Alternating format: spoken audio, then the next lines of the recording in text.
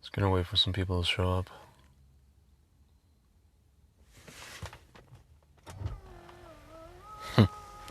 It's like a spaceship in here. See what the moon is gonna show us. Can't really see the moon from here. Actually, let's see here. Oh. Kind of dark. Look like Ahmed the dead terrorist in the dark. So I wasn't gonna do another broadcast, but I don't know. I just had thoughts running. I was listening to this. You guys should really check this out if you have Spotify. If you don't have Spotify, you should get Spotify. And I think I'm like halfway through it, maybe not even halfway.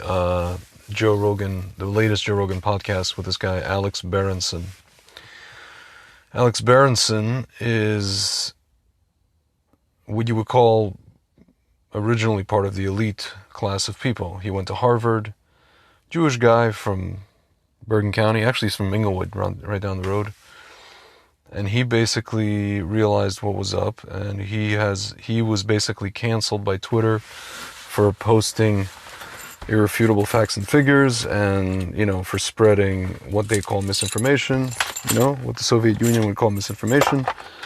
And so Alex Berenson was on Joe Rogan's podcast talking about kind of the chronology of all the policy and all these kind of things about with what. And my friends, really got me. Sorry, my throat is dry. It's nothing to do with anything. Actually, need some water. I'm just parched. That just got me thinking about really. It's funny, they were showing clips of Keith Olbermann, the crazy guy who actually used to be on ESPN, and now he's on MSNBC. And I think it was, who else was it? It was just a clip of the governor of New York. She's wearing her vaccinated necklace, and she's talking about how people have to be apostles for her and all this kind of stuff, and how they are the smart ones, that they took the and they have to convince the stupid people. Just like Olbermann said, they're idiots, they're this, they're that. You have to stop patronizing them and coddling them, whatever it is. People like myself, And they were showing clips of this, and it got me thinking, during this entire time, you really...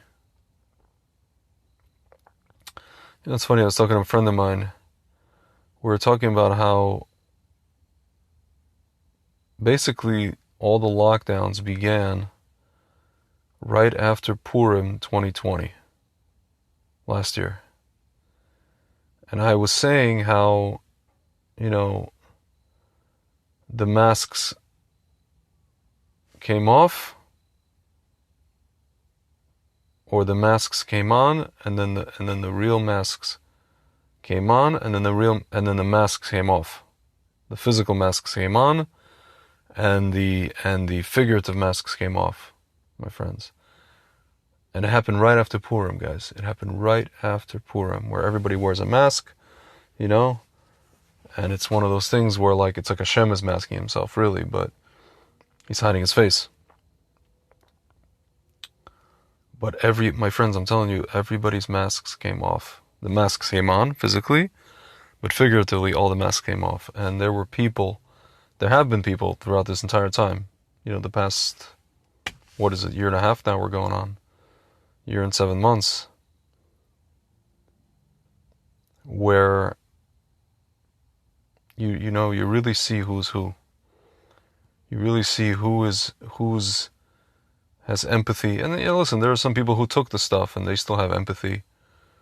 They still, or they're regretful, or they are, respectful of people's choices, yes or no, one way or the other. But you really see who has empathy, who lacks empathy, who you thought actually had empathy, or what you would call mindfulness or self-awareness, who actually doesn't have self-awareness, who doesn't have empathy. You really see who's, today I use the word fraud. There's somebody that I know who turned out to be basically a fraud, like a mamish fraud, like a bona fide Class A fraud. You know, a person who basically, you know, supposedly teaches and helps a lot of people, but then when called out to the mat, doubled down on his insanity, doubled down on slandering a person who has actually treated people, thousands of people, for, you know, back to health. And I came to the conclusion that this person is not a man. He's not a man by any stretch of the imagination. Nor is he fit to lead men or anyone, really. He fashions himself a leader, or people consider him a leader, or people consider him a public figure, let's say, but he's not a leader. He's a bitch. Pardon my language. He's a bitch. He's a little bitch. He's not a leader. My friends. You know, I don't claim to be General Patton. Don't get me wrong. But at least I know a leader when I see one. And I'll follow these types of people, not him, but real leaders. I'll follow those kind of people through hell and high water. I would not follow this guy into a game of laser tag. I can tell you that much. I would not follow this guy into a freaking, you know, Burger King, you know, pile of balls. And I'm not talking about the ones between your legs. Okay, guys? Hate to get graphic. I would not follow this guy nowhere. Okay? And if I was stuck on an island with him, I would stay far away. I'll go to the other side of the island, build my own hut, and, you know, dive into Hashem and hope the elements don't, you know what I'm saying? Rest assured, okay? You really see who's who, guys. You really see who's who in this whole thing. You know, supposedly people who are like doctors, or people who are doctors, not supposedly doctors, people who are doctors, who are supposed to have like empathy for people, have zero. You know, I have a friend who told me, who mentioned, you know, he's like, Tzvi, you gotta remember one thing. People forget about this. Dr. Mengele was a doctor. See, at the end of the day, he was a doctor, right? He had the word doctor in front of his name. His name was Mengele, but he had the title of doctor. He actually was a doctor. He had a medical license. He was a piece of crap. He was a psycho, but he was a doctor. That's why, my friends, when people tell me somebody's a doctor, or when they ask me, are you a doctor? I'm like, sometimes I'm glad I'm not. If you're a doctor, you could be either a healer or a killer. You may not even know you're a killer. You think you're a healer. But you could be a killer without knowing it. Or you could be doing the bidding of killers. Or you could be threatened by killers, or blackmailed by killers, or paid by killers, or coerced by killers. Unknowingly working for killers, forced to work for killers. My friends, like, doctors do this all the time. You've seen it. You've been. This is what is incredible to me. Like, people who have gone through the medical system, for, you know, people who have had ailments or procedures, or have gone into hospital settings, like as patients, right? They have seen the system from within. They have seen how screwed, how totally FUBAR the system is. If you guys don't know what FUBAR, look it up. Effed up beyond all recognition. The system is when you're in a hospital. The bureaucracy, the malfeasance, the malpractice, the carelessness. They've seen it with other things for years, guys. I've had friends who were almost killed in hospitals. People, you know, check in, they don't check out. You know, like that song, Hotel California. You can check out anytime you like, but you can never leave. My friends, I've heard of stories during this pandemic where older people are like, under no circumstance, you know, I had a neighbor in Jerusalem, she fell. It's an 80-something-year-old woman, she fell. She's like, and we helped her up. She's like, in Hebrew, she goes, do not call my daughter.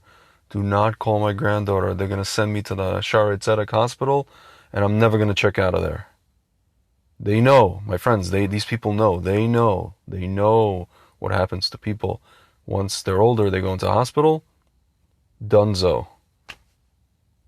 So my friends, we know the system, and now we're talking about this situation, and we don't understand what's going on, some of us. Like, people are pretending. Yeah, we never heard from anymore from Tiffany Dover. Tiffany Dover, my friends, was the girl you saw, one of the first nurses on national television to take the, you know what? The one that fainted, right? She passed away. My friends, she passed away. We never heard about her. We never heard from her. Nobody cares. She passed away. And now they just gave, they were trying to get African Americans to take it, because, guys, 70% of African Americans, in the words of Damon Wayans' character from, what is it called? Living Color, homie, don't play that. Okay? 70% of African Americans don't play that. And they're trying to get them to take the stuff. So they had this black nurse, African American nurse. She took the booster and this. She's like the example. She's like the token. They use her as a token. My friends, we haven't heard about Tiffany Dover, though. Crickets. I hear crickets here. It's like the crickets that I'm listening to right now. That's all I could hear. Guys, we're learning who is who. We're learning who's fit to lead. My friends, we're going to get out of this. We're going to get out of this. This thing is going to be over very soon, right? Probably like in March or something like that. According to, the Rebbe, the Havdil. You know what I'm talking about. So it's going to be over. And then we're going to have a world, we're going to have a situation where we're going to need leaders. Not just political, just leaders in among us. We're going to seek out leaders for what's coming, right? My friends, you better, if you ever watch the movie Scent of a Woman, and there's, Al Pacino makes that speech at the end where he's defending the guy, Ethan Hawke or whatever his name, not Ethan Hawke, I forget the name, the Irish actor. So, the character's name is Charlie, and he's like, you guys are creating, he's like, you better be careful what kind of men you're putting out here at Baird. A bad man. He's like, this is a vessel for seagoing snitches. You better be careful what kind of leaders you're producing here. Yeah, Hashem's in control. Powers that be think they're running things. Yeah, they're going to learn soon. They're not. So, my friends, we're going to learn, that we're in a vessel for seagoing snitches. We're going to learn what kind of leaders we're putting out, what kind of leaders we're producing here. Who are the leaders, and who's just, pardon my language, a little bitch. A sniveling little Lashon Hara twerp. We're going to learn, guys.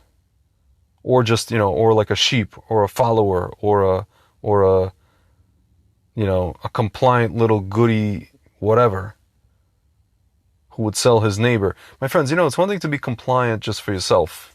I'm compliant, whatever it is. I'm compliant. You don't want to be compliant, don't be compliant. My friends, there are people that I met. I know, sure as you know what, that these people, we know now who would have sold out. Again, you can get offended all you want. We know now who would have sold out our relatives in Europe at that time. We know the personality profile type who would have done that. It's one thing to argue for or this or against, to have an opinion, but it's quite another. You could tell just by meeting somebody who would sell out his neighbor. Okay? Like this Olbermann clown. He would sell out people in a heartbeat, my friends, to an internment camp, one of these internment camps in Australia. My friends, that's not a man. He's not a man. Oh, you're just scared of the. You're scared, my friends. This is a maggot. It's a sniveling shadow of a I don't know, a bag of bones. This guy. He's not a man. I never thought he was a man before this. Now this confirmed it. And my friends, there are some people, I was watching, what movie was I watching the other day?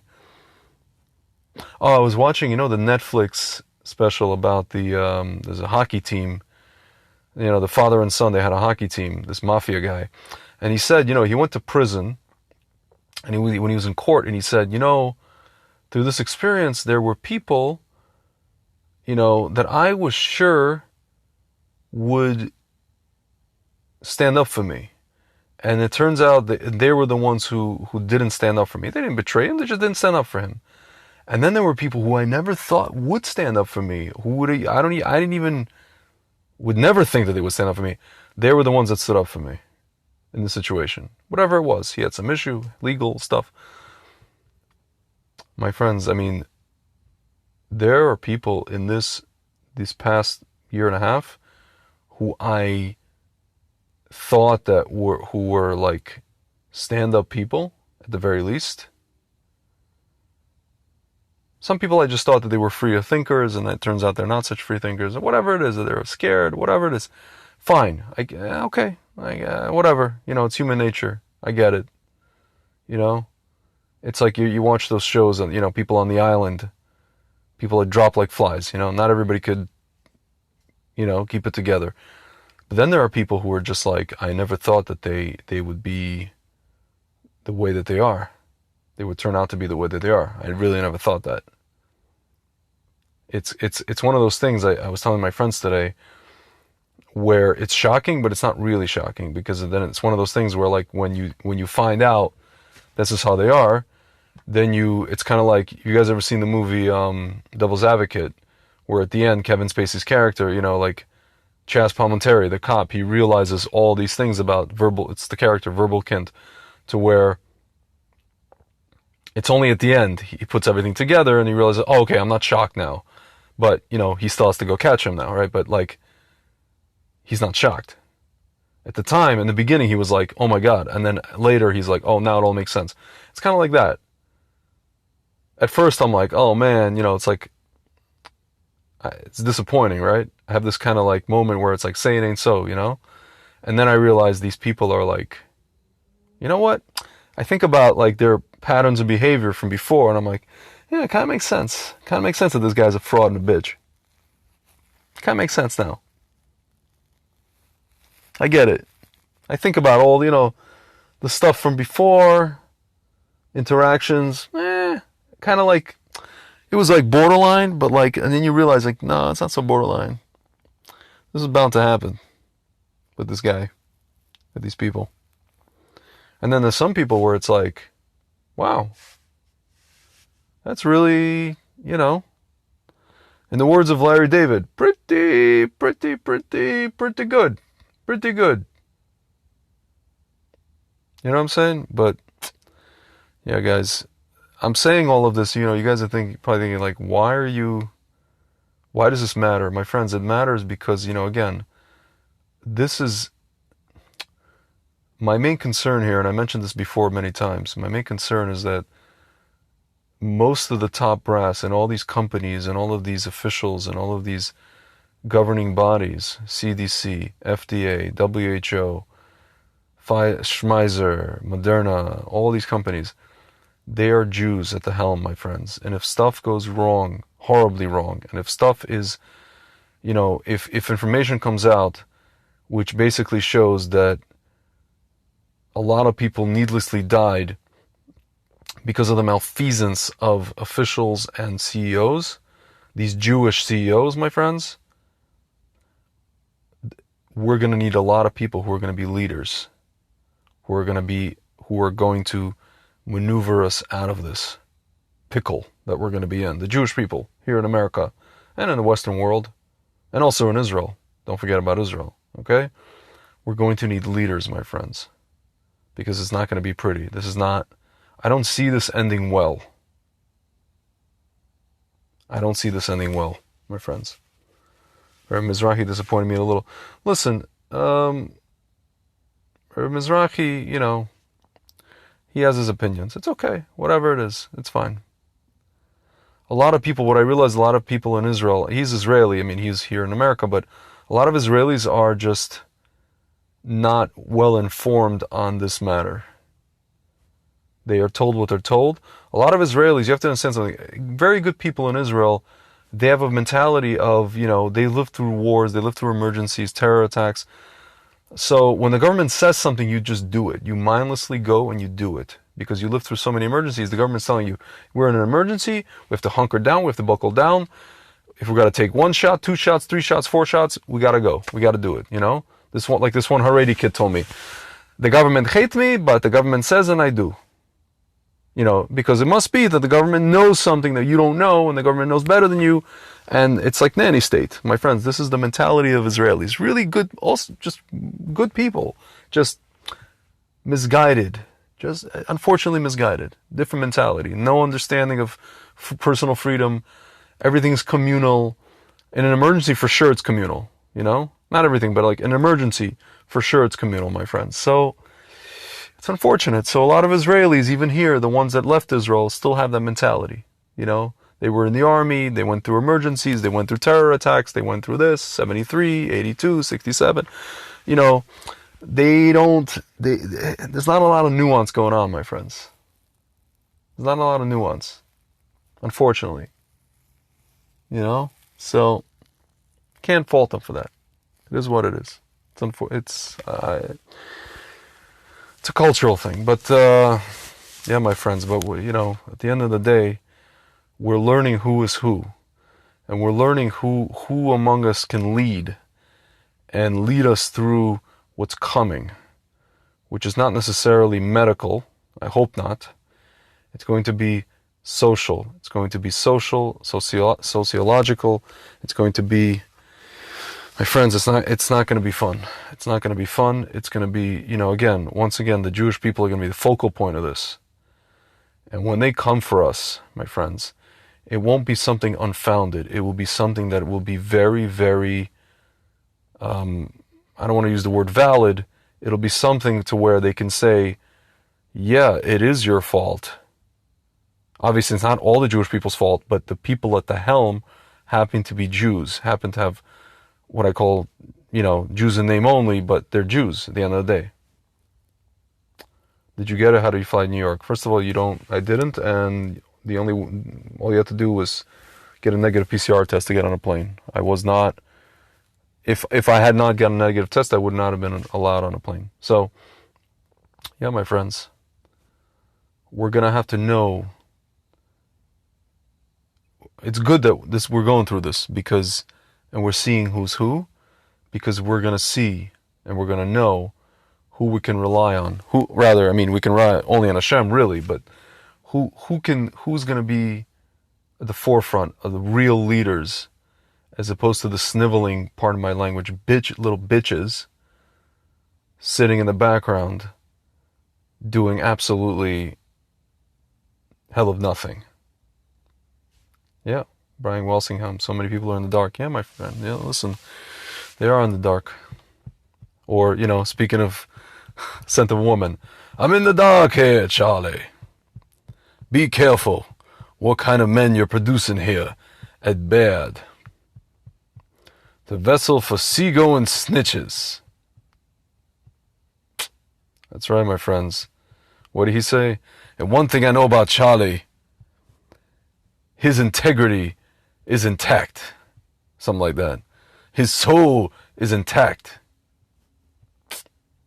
Trump is the same. Listen, Trump, I think he went over his head. He wanted to be the hero, just like Bibi wanted to be the hero. Listen, that's another guy. I don't know.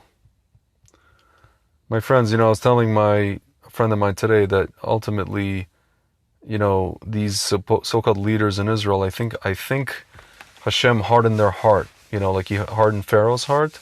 He hardened their heart, whether it's Bennett, whether it's Sar, whether it's Bibi. He is hardening these people's hearts, to the point where you look at them, you look in their eyes and they have no empathy, and you realize, well, that's it. Like, there's no more leaders in Israel, and the only alternative, the only thing left is Mashiach. It's not a Democrat-Republican thing. Yeah, you're right. It's not. It's a leader thing. It's a leader versus non-leader thing.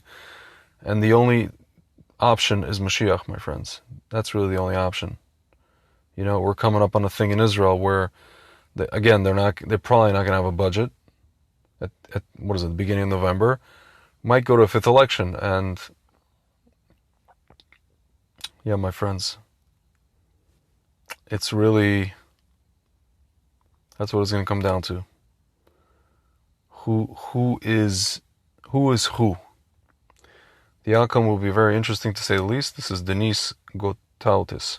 I'm just going to keep looking and trusting Hashem. Everything is getting scary. Not many people are telling the truth. Yeah, listen. There's a lot of lies out there. There's a lot of obfuscation, hiding, covering up, lying by omission, gaslighting, coercion, bullying. You know, what else is there? Everything's about control and money. Yeah, absolutely right. So, my friends, that's the question. The ultimate question here. Who is who? And I'll tell you something, guys. Baruch Hashem, I've been learning. Hope the battery didn't just die here. I've been learning in the past year and a half. Thank God that Hashem illuminated. What is it? Everything's illuminated? Oh, it works. Everything's illuminated, my friends. And thank God we're learning who is who. And you see, the light comes on. And B'ezrat Hashem, the lights will come on, and they'll stay on, and everything will be revealed. And that'll be that. Alright guys, I'll talk to you very soon.